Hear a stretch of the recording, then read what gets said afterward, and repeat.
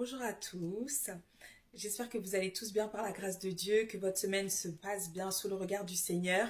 Jésus-Christ vous aime, Jésus-Christ, roi des rois, Seigneur des seigneurs, l'Éternel des armées, le Fils du Dieu vivant et l'Éternel des armées, oui. Là, c'est la vidéo numéro 2. Ce que je disais en fait, c'est que le Seigneur s'attend à ce que son peuple ne s'endorme pas. Nous devons être comment dire, non seulement à l'écoute de sa voix, à l'écoute de la voix du Saint-Esprit, qui est l'Esprit de Dieu, qui est Dieu, et on doit attendre le retour de notre époux. Nous, en tant qu'enfants de Dieu, le corps de Christ, nous sommes l'épouse de Christ, et Christ est l'époux. Et l'époux reviendra chercher son épouse, l'Église, et nous devons être prêts. Nous devons garder nos robes blanches, nous devons euh, nous conserver purs, chercher à être saints, à s'éloigner des choses que Dieu condamne. Et si c'est difficile, nous devons demander à Dieu la grâce de Dieu. Pour le moment, oui, effectivement, nous sommes sous la grâce, mais au retour de Christ, il n'y aura plus le temps de demander pardon. C'est maintenant que nous devons régler tout ce que nous avons à régler avec notre Dieu. C'est maintenant que nous devons nous repentir et demander à Dieu son aide pour nous en sortir. Euh, la dernière fois, je regardais une vidéo très courte, hein, très courte, d'une petite fille, donc c'était aux États-Unis, et elle parlait, et sa maman lui a dit, alors, tu as rêvé de Jésus? Et la petite fille, elle a dit oui. Et après, moi, je m'attendais à comme d'habitude. Oh, Jesus is coming. Elle dit non. Là, maintenant, c'est le jugement de l'Éternel qui arrive. Vous imaginez un peu? Oui.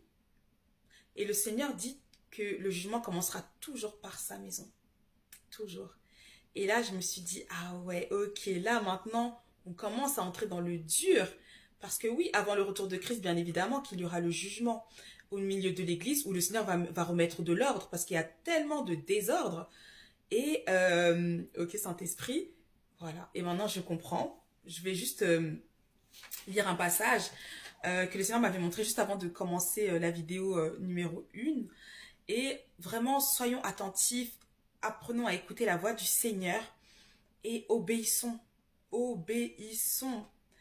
C'est important d'écouter le Seigneur plutôt que d'écouter les hommes, surtout lorsque Dieu nous parle clairement.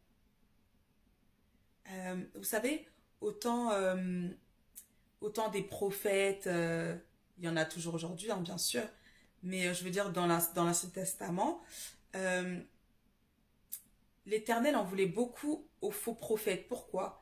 Parce que lorsque l'Éternel disait guerre, jugement, les faux prophètes disaient paix, paix, la paix. Non, c'est pas la paix. Non. Donc c'est important de demander à Dieu le discernement. Et je vais partager aussi une pensée que j'avais eue avec le Seigneur. Euh, on a tous des parcours différents. Le Seigneur peut nous amener à être dans des endroits où Christ, comment dire, est prêché, mais pas adoré. Vous voyez un peu? Donc, comme le Seigneur le dit, qu'ils se glisseront parmi nous des loups et que oui, bah, maintenant, au-delà même de se glisser parmi nous, les loups dirigent le peuple de Dieu. Donc, bref.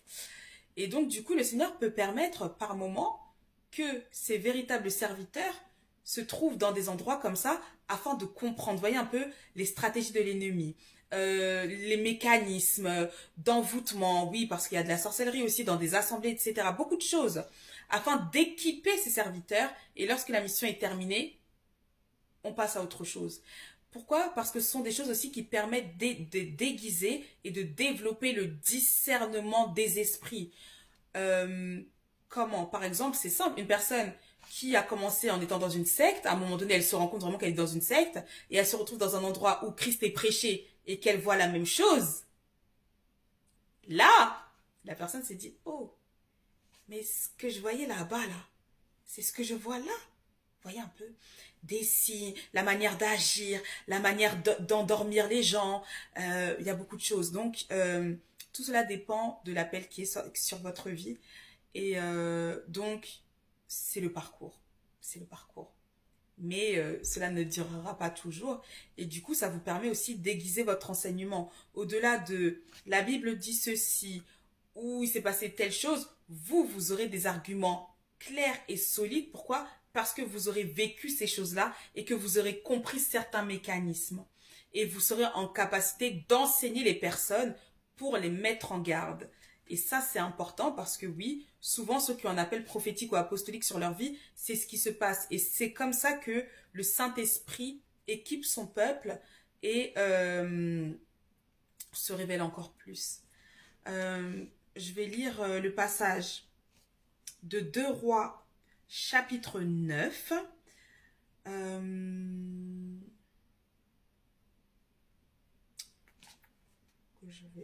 Bon, on va dire à partir du... Alors, 2 Rois, chapitre 9, du verset 20 au verset 29. Je suis en train d'écouter. Alors, ok. Le Saint-Esprit m'a dit que je ne ferai aucune explication, je vais juste lire et que celui qui a des oreilles pour entendre, entende, comprenne. Je lis au nom du Seigneur. La sentinelle annonça. Il est allé jusqu'à eux, mais il ne revient pas.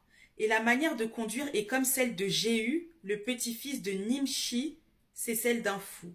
Alors Joram dit qu'on attelle mon char. Et on attela son char. Joram, le roi d'Israël, et Akazia, le roi de Juda, sortirent chacun dans son char pour aller à la rencontre de Jéhu. Et ils le rejoignirent dans le champ de Naboth de Jizréel. Verset 22. Dès que Joram vit Jéhu, il demanda, « Est-ce que tout va bien, Jéhu ?» Jéhu répondit, « Comment ? Tout irait bien alors que l'on assiste aux prostitutions de ta mère Jézabel et à ses nombreux sortilèges. » Joram fit demi-tour et s'enfuit en disant à Akazia, roi de Juda, « C'est une trahison, Akazia. » Mais Jéhu prit son arc et frappa Joram entre les épaules. La flèche ressortit après avoir traversé son cœur et Joram s'affaissa dans son char. Jéhu dit à son officier Bidkar, « Prends-le et jette-le dans le champ de Naboth de Jizréel. Rappelle-toi, lorsque toi et moi, nous faisions tous les deux partie de l'escorte à cheval de son père Akab, l'Éternel a prononcé contre lui cet oracle. J'ai vu hier l'assassinat de Naboth et celui de ses fils, dit l'Éternel, et je te rendrai l'appareil dans ce champ même, dit l'Éternel. Prends-le donc et jette-le dans le champ, conformément à la parole de l'Éternel. À cette vue, Akazia, le roi de Juda, s'enfuit par le chemin de Beth-Hagan. Jéhu le poursuivit et ordonna, lui aussi frappez-le sur son char. Et on le frappa à la montée de Gur, près de Gibléam. Il se réfugia à Megiddo et il y mourut. Versets 28 et 29. Ses serviteurs le transportèrent sur un char à Jérusalem et l'enterrèrent dans son tombeau, aux côtés de ses ancêtres, dans la ville de David. Akazia était devenu roi de Juda, la 11e année du règne de Joram, fils d'Akab. Que Dieu vous bénisse, que Dieu vous garde. Écoutez, apprenez à écouter la voix de Dieu, pas avec vos oreilles, mais avec votre esprit. Parce qu'en fait, le Saint-Esprit parle à notre esprit en premier, si on se laisse conduire par Dieu. Et le but de l'ennemi, c'est qu'il n'y ait plus cette connexion entre le Saint-Esprit qui est Dieu et notre esprit, mais le but de l'ennemi, c'est de parler directement à notre âme. Et ce n'est pas cela l'ordre normal.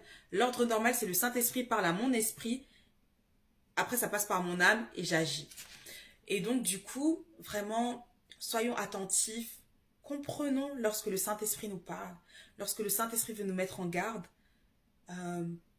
comprenons, écoutons et obéissons.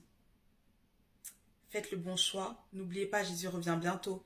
Cherchez les siens. Et le conseil que je peux vous donner, c'est que mieux vaut obéir à Dieu plutôt qu'aux hommes. L'homme est faillible, mais Dieu est parfait. Et Dieu nous aime. Et il a tout fait pour nous. Tout. Il nous a tout donné, même son esprit. Donc vraiment, ne vous laissez pas distraire, ne vous laissez pas corrompre et cherchez la face de Dieu, cherchez la face de Dieu. Ce ne sera pas après l'enlèvement que vous allez chercher sa face. Non, c'est maintenant. Vraiment, comment dire, c'est quoi le mot Saint-Esprit? Battez-vous pour vos vies. Battez-vous pour vos vies. Battez-vous pour vos vies. Je vais vous laisser. Que Dieu vous bénisse. N'oubliez pas, Jésus vous aime. Et il ne veut pas que vous vous perdiez. Il ne veut pas que vous alliez en enfer, dans les temps de feu. Il ne veut pas cela pour vous. Et il ne veut pas que vous reniez son nom. Il ne veut pas que vous portiez la marque de la bête parce que ce sera trop dur au temps de la tribulation. Il ne veut pas cela pour vous. Faites le bon choix dès maintenant et continuez. Il faut vous y tenir. Ne pas abandonner votre premier amour. Jésus vous aime. Bye.